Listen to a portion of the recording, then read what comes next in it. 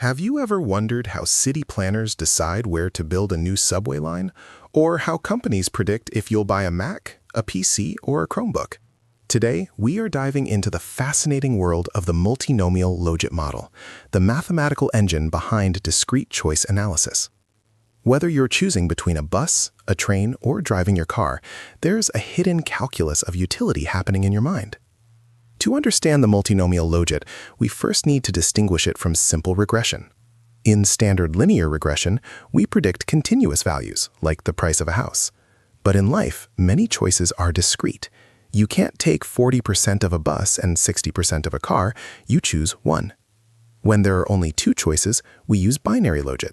When there are three or more, like bus, train, or car, we enter the realm of multinomial logit. The foundation of this model is random utility theory, pioneered by Nobel laureate Daniel McFadden. It posits that every individual is a rational utility maximizer. When faced with options, you calculate the utility or satisfaction of each. Utility consists of two parts: the observable part, things like travel time and cost, and the random part, your personal quirks, like preferring the smell of a train or having a favorite seat.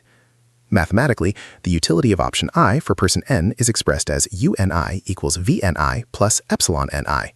V represents the systematic utility, calculated as a weighted sum of attributes, beta 1 times cost plus beta 2 times time. Epsilon is the error term, capturing everything the researcher cannot see.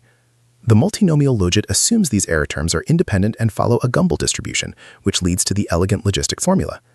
The magic happens in the Logit Formula. The probability of choosing the train is the exponential of the train's utility, divided by the sum of the exponentials of all alternatives. This ensures that all probabilities are between 0 and 1, and sum up to 100%. If the utility of the car increases because gas prices drop, its probability rises, and the others must fall proportionally. Let's look at a practical example. Imagine a commuter with three choices. The bus costs $2 and takes 40 minutes. The train costs $5 and takes 20 minutes. The car costs $10 and takes 15 minutes.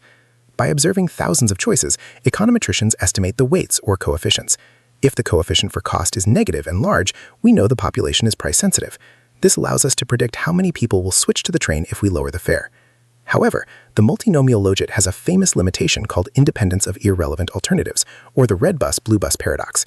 It assumes that if you add a new blue bus that is identical to the red bus, the ratio of choosing the train over the red bus remains the same. In reality, you'd likely just split the bus ridership. This is why more advanced models like nested logit or mixed logit were developed to handle correlations between similar options.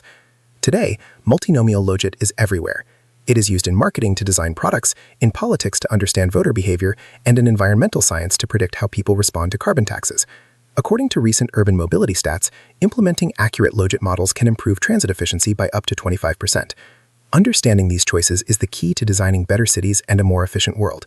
References: Daniel McFadden, Conditional Logit Analysis of Qualitative Choice Behavior, 1973, Kenneth Train, Discrete Choice Methods with Simulation, William H. Green, Econometric Analysis, Gujarati, Basic Econometrics.